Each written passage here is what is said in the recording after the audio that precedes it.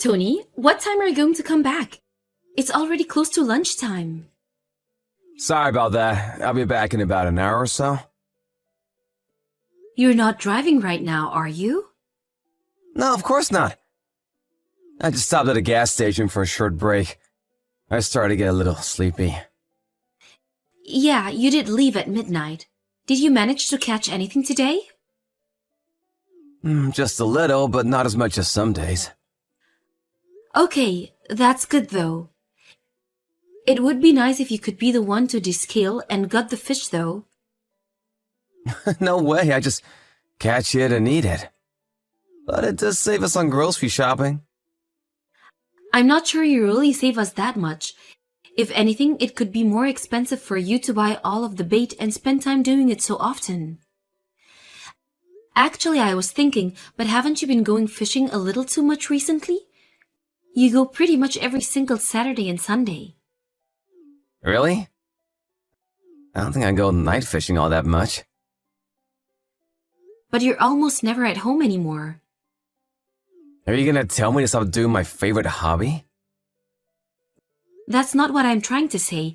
I'm not asking you to never go at all, but I want you to spend more time with Sam. Do you even remember the last time you spent some time with him? I don't remember the exact time and date. But I spend time with him here and there. Well, yeah, but all you ever do is play video games with him sometimes. And even then, it's only one round each time you do. I have work on the weekdays, you know. I get tired too. Can't just sit there playing games with him all night. That's why I'm asking you to free up either Saturday or Sunday to play with him. It doesn't have to be both, but at least one of them each week. He's still only 8 years old. Not only, he's already 8 years old. At this point, I'm sure he would prefer to play video games than to spend time with me. But he's still playing video games too much recently as well. Do you think that he will become stupid if he plays too many games? I don't think that, but it's still bad for his eyes to always look at a screen, and I want him to go outside and play there more. As he gets older, he's going to be using screens and computers and phones more and more. I want him to be a little more active while he's still growing up. What are you talking about? Kids these days don't play outside anymore. That's exactly why I want you to play with him and help him be more active. Then why don't you just do it? You can go outside and play catch with him or something. Are you planning on leaving everything to me? No, that's not what I meant. Then in that case, you need to take some time away from fishing and spending more time with Sam. Make some time for him for the weekend. Okay, I got it. I'll find some time for him. Okay, good. He will grow up so fast, and then he will be the one who won't want to spend time with us. You have to enjoy this time while it lasts. By the way, once you come back, we need to go shopping. Oh, do we have to? I'm really tired. But I have to clean up and put away all my fishing gear. When you started fishing, I told you that you have to make sure you still do your part for the family. And I'm the one who always has to gut the fish, and that's the hardest job. Fine, I got it. Let's go together then. Great, I'll be waiting. Drive safely. Tony, this isn't what we agreed on. Alice, why are you awake already? It's only 1 a.m. I just had to go to the bathroom. And I wake up to see that you're gone from the bed and all of your fishing gear is gone too. What's going on? The three of us had plans to go shopping today, didn't we? Why did you just run off and go fishing on your own? Look, sorry, but today I just really wanted to go. It's not just today though, is it? It's always like this. It doesn't matter how many times I talk to you about it. You always put fishing first. I can't help it. Fishing is the one thing that allows me to relax. Why don't you also find yourself a hobby? What? You don't really have any hobbies, do you? That's why you don't understand why I want to go fishing so badly. Listen here. I work part-time, do all of the housework, and look after Sam pretty much on my own. Do you really think I have time to enjoy some sort of hobby? I'd like to be able to do something on the weekend, but you always leave yourself. Then I have no choice but to stay home. You could just leave Sam at home by himself. He'll be fine. You're being too protective. He's only 8. I can't leave him at home alone for too long. Then we can send him to a friend's house to spend the day there. We can't just do that all the time. It will make trouble for those parents. They also have their own plans, you know. Then we can just buy him a phone. How about that? Then if anything happens, he can call us at any time and we can come back. He'll be fine. Remember when we were kids and how much we did on our own or just with friends? I think it's fine for him to find things out on his own a little. Plus, he's a boy, so he'll be fine. It doesn't matter if he's a boy or a girl. Recently, there have been so many crazy stories on the news. You're worrying too much. It's better for boys to be given a little bit of freedom. Fine, I'll think about leaving him alone so he can have some freedom later on. We can come back to it. But right now, I'm angry at you for being selfish and leaving on your own. Don't try to change the subject. I'm sorry about it. I won't just go off fishing like that again. That's not the problem. I don't care that you went fishing. I care that you broke your promise and didn't join us today. Or are you going to come back before we leave today? Well, that's gonna be a little hard, I think. I knew this would happen. That's why I can't trust you with anything anymore. Just let me off the hook this one time. I won't break any more promises. Seriously, you need to cut this out. Oh, and by the way, if you don't catch anything, you don't need to buy it at the market on the way home. What? I don't do anything like that. I didn't mention it before, but Mary told me that she saw you at the market buying fish really early in the morning. Wait, what? I haven't asked you to buy fish for a few years at this point, so you must have bought it when you said you went fishing, right? Oh, well, okay, yeah, you got me. I thought you'd tell me not to go if I can't catch anything. It's your hobby, so I wouldn't say anything like that. That is if you make some time for your family. Night fishing is a big no, but why don't you just take Sam along with you next time? That way you can do what you want and spend time with Sam as well. Oh, that's a great idea. Why didn't I think of that before? Okay, next time I'll take Sam along with me.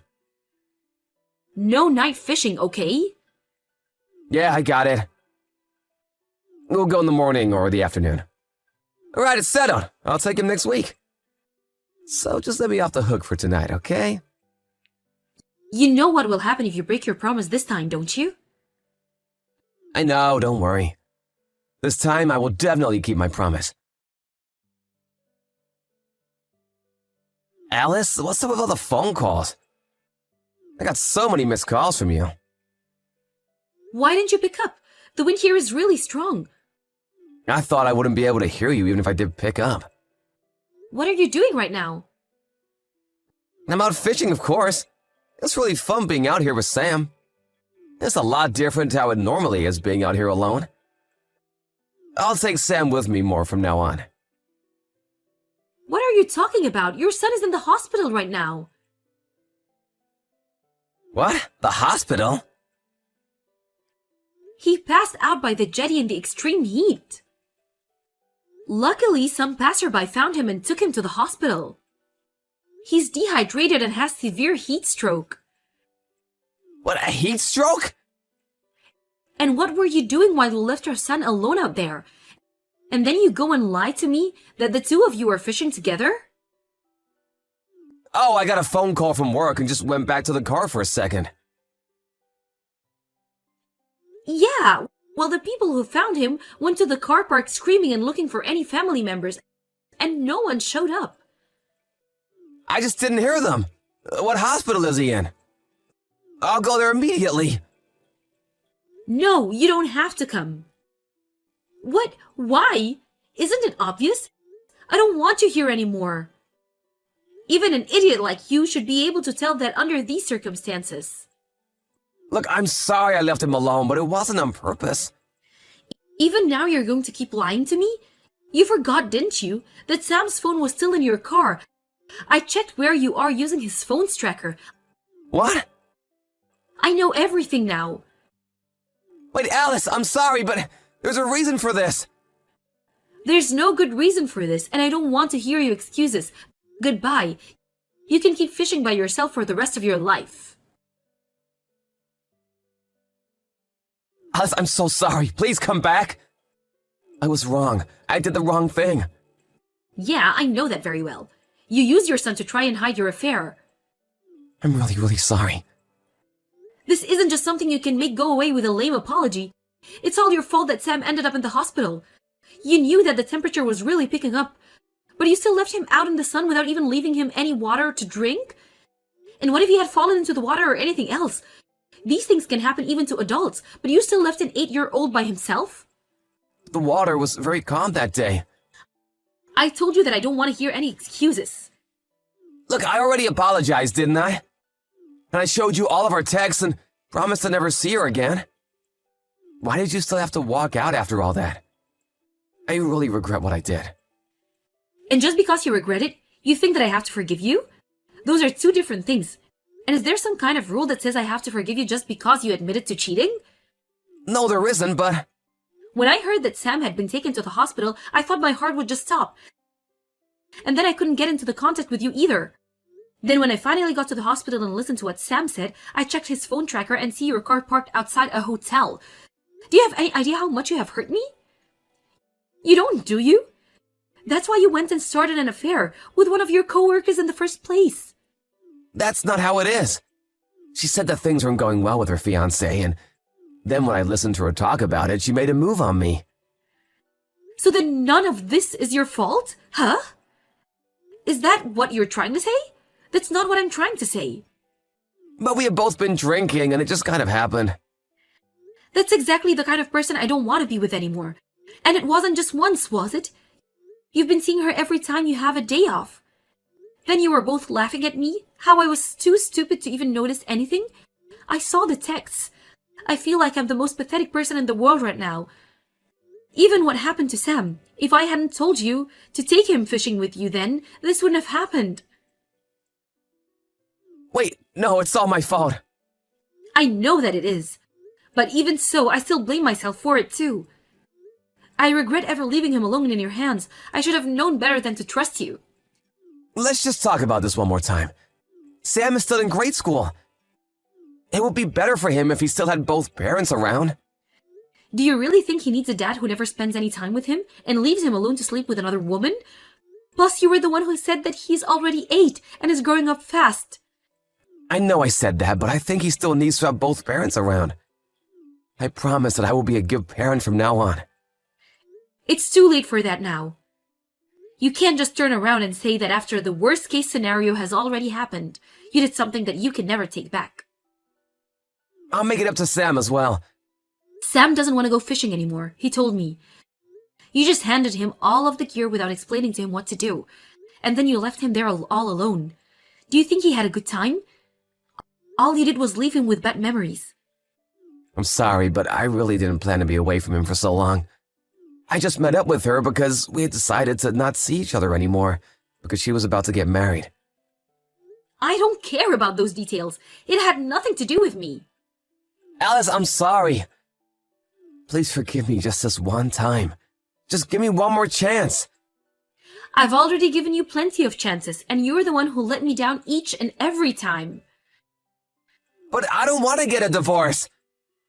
I won't use my time on fishing anymore. From now on, I will do all the housework and take care of Sam by myself. But please just forget about the divorce. Maybe it was just the affair. I wouldn't have chosen to go straight for the divorce. But you put your son in danger, and I will never forgive you for that. Then what if Sam forgave me? Would that change things? Even if we get a divorce, it won't change the fact that you are his father. So that's the problem. No, but it will be much better if all of us live together. There are more things I'll be able to do for him that way. We've been living together this whole time and you haven't done anything for him at all. If you really want to make things right for what you have done, then you can prove it with how you live from now on. Somewhere far away from us, of course. I told you before, but I don't trust you at all. I'm sorry. Please forgive me, Alice. I can't live without the two of you. What are you saying? You're fine without us, aren't you? That's why you always left us at home and went out to meet another woman. That's not why. I really realize this time around, you and Sam are my reason for being alive. If that goes away, then why just not find a new hobby for yourself? Plus, no one will say anything now, no matter how many women you sleep with. You also don't have to bother yourself with raising a child. Good for you that your free time will increase. Isn't that what you wanted after this whole time? After that, we had to talk a few more times, but finally went through with the divorce. Both my parents and his supported my decision and thought that I did the right thing. Thanks to that, they were able to speak some sense into him and convince him to go through with the divorce without trying to fight it. Of course, I also exposed his affair to the fiancé of the woman he was cheating on me with. Unbelievably enough, he also worked at the same company as the two of them, and the rumors spread incredibly quickly. Because of the rumors, she quit voluntarily to find a new job instead. Tony had to pay for child support for Sam, so he couldn't quit, but I heard that he will be demoted soon enough. Even now, he texts me about how much he regrets his actions, but I haven't replied to one of those messages even once. The only time I ever texted him is about the child support, or to arrange meeting times for him and Sam. I don't trust anything that Tony says, so I don't know what will happen from now on. But if he really does regret his actions and has learned his lesson, then I hope that he never does anything to put Sam in a bad spot like that ever again.